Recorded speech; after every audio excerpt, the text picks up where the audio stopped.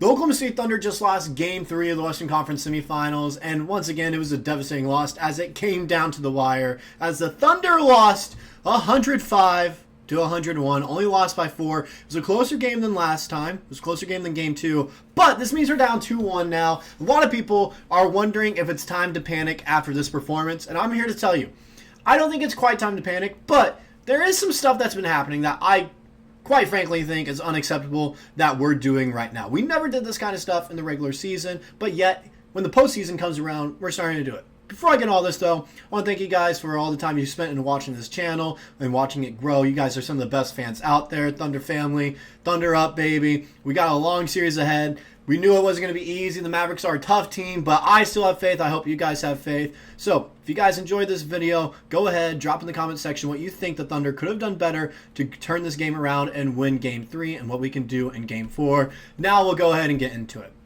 First off, I want to say this. Game 1, we got all the calls. All right, Game 1, we got almost every call to go our way, and I'm going to be honest about that. We did. Refs were on our side in Game 1. Game 2 is a little bit, evened out. Game 3, you can kind of tell calls were leaning towards one side over the other. When I noticed it was early on in the game with a certain play, and I got the picture up too. I got the picture here to kind of show you guys when I knew the calls were a little bit out of hand early in the game. This right here, Luka is hitting the Michael Jordan pose, guys. He's hitting the Michael Jordan pose here, and they said Lou Dort didn't give him enough space to land. If you notice where he started, normal shooting from 4, and how he usually shoots, he has plenty of space to land. But you can tell here, he's trying to draw the foul by spreading out his legs and claiming, he's not giving me landing space. He's not. He was doing this the entire game. He was doing a lot of foul baiting. Now, granted, we did that first game as well. I'll go ahead and give you guys that. All right? Third game, I almost felt like they were trying to make up for what happened in Game 1. That's what it felt like. It's like and it's kind of insane. There were some calls that changed the tide of the game. The jump ball between Dort and Luka, and you're going to notice majority of these calls were between Dort and Luka when you go back and look at it. You're going to go back and look and see majority of these calls were on Dort guard going up against Luka. There was a jump ball that they called. Luka barely had possession, and then when they came down together, they didn't even, first off, Dort didn't even have the ball. He didn't even have his hands on the ball. When you go back and look at the replay, Dort just lost possession of it. That's all. It hit the ground. You see it bounce once before Dort picks it up and passes it out. And there was a J-Dub bucket that gave us a lead there. That could have changed the tide of the game. But yet, no, they called it a jump ball, which doesn't really make a whole lot of sense to me. But like I mentioned, though, I'm not going to blame the refs, all right? There is stuff we could have done in this game better that would have gave us the victory. I'm going to be honest about that. The first thing I noticed was the passing. The next thing I noticed, once again, we're not hitting our shots like we need to. We're not. Even though we only lost by 4, we're not hitting some of our shots that we need to hit, especially some wide open ones.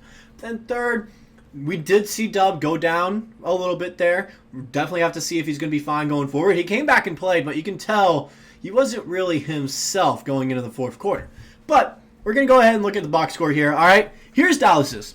Once again, PJ Washington is turning into prime Steph Curry for some reason.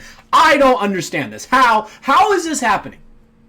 How are we allowing PJ Washington to score 27 on us and finish with 6 rebounds, 2 assists there? How are we allowing this to happen? How? In 40 minutes of play, he went 5 of 12 from the three-point line.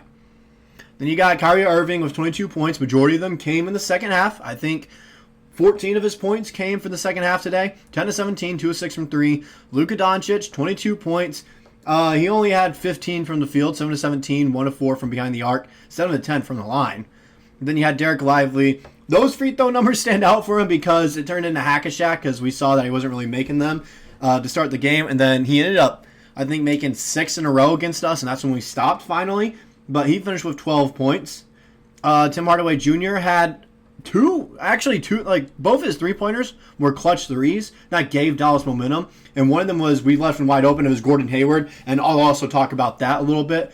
But that was one of his threes. He was left wide open by Gordon Hayward, even though Gordon Hayward knows if Tim Hardaway has space, he's going to shoot it, and he made it that time. So as you can see there, shooting numbers, they didn't shoot well from the field either. 42.9% from the field, 33.3% from behind the arc, 64% from the line. What stood out to me, offensive rebounds, 15 for them today. 15. Are you we have to get bigger. We have to be more physical if we want to win this series. We have to. It's not a matter of, we can live with a few every now and then as long as we're hitting our shots. We clearly aren't hitting our shots, so we have to go up and get some offensive boards. That plain and simple. Plain and simple, that's what we got to do. But yet, no, we're not getting physical anymore. J. Will's not going in when I think he should go in. When we notice that, okay, they have some big guys against us in as well, we need to have J. Will in so we have some more help on the boards. That's why we have him. More help on the boards. Use him then. That's simple. Use him. We're going to look at our box score now. We're going to look at this. Once again, Shai Gilgeous-Alexander putting his heart out there. He's carrying this team right now in this series. 31 points. 10 of 23 from the field, 2 of 3 from 3, 9 of 10 from the line, 10 rebounds, 6 assists, 2 steals, and 5 blocks. Now, granted, he had 5 turnovers, which I'll also talk about that. But Shai Gilgeous-Alexander was trying to put the team on his back tonight, and he did. And somehow we only lost by 4 when you look at how everyone else played. Chet Holmgren, once again, struggling a little bit. He doesn't have his 3-point shot. Missed both of them tonight. 5 of 9 from the field, finished with 13 points and 4 blocks. But rebounding-wise, he only finished with 8. He needs to get more rebounds for us. He needs to be stronger down there. He needs to be more physical. J-Dub with 16 points. He was playing well until he got hurt. So I'm not really going to blame him for anything this game. He was doing well. I think if he never got hurt, we have a chance to win this game. Would only be by 2 or 3 points. But if he never went out for the entirety of that third quarter when he got hurt, I think we have potential to win that game because Gordon Hayward went in there and he played horrible, I believe. He was one of the reasons. I don't want to blame him because he only played 3 minutes, but there were some moments out there I saw him. He just turned into a cone on defense those 3 minutes, and that hurt us. It did. It gave Dallas momentum there. Aaron Wiggins didn't play great either. 0 of 3 from behind the arc. Cason Wallace, 1 of 3. Isaiah Joe played very well today. I would have liked to see him play a little bit more, because I think that could have also changed this game. It's a few things. Like, when I talk about this, it's just a few things that could change this game. Just a few things that we could have done differently. It's just, if this guy was out there for 3-4 more minutes, we might have won that game. And we might have. If J-Dub never got hurt there for a little bit, we might have won that game. I believe we would have won the game if J-Dub never got hurt. But, can't change him, and there's other stuff that you got to do right. Josh Giddey was actually one of the players that I thought played well for the time he was in. In 13 minutes of play, he went 4 of 8, 1 of 4 from behind the arc with 9 points. He didn't have a turnover. He only had 1 assist and 2 rebounds, but he was playing smart out there. He was spacing out the floor, and he wasn't hesitant to shoot the ball, which is what I've been talking about with him. He can't be hesitant. He has to take those shots, and I'm proud of him for doing that. And I actually thought he was playing well, and I would actually like to see a little bit more from him tonight. I thought last game he didn't play well. I wanted him to be off the bench. I still think he would benefit from being off the bench. However, he did play well tonight in what I saw him do. Dort, he's also got to shoot the ball better. 2 of 7 from 3 is not going to cut it. If you realize you're not making the shot, pass it up or wait till you have the wide open opportunity. He wasn't on fire tonight, so get it to the guy that was on fire, Shai Gilgeous-Alexander, and let him go to work. And so, as you can see there, but when you look at the numbers, they got caught off a little bit there. But 10 of 30 from behind the arc, 33%, 38 of 81, 46%, I believe, 78% from the line. Only 6 offensive rebounds, only 41 rebounds in total. 23 assists, 7 steals, 11 blocks, 13 turnovers, and that's what really gets me with this game. We were making so many errant passes and bad IQ plays when on offense and when in transition that turned into turnovers and allowed Dallas to go score.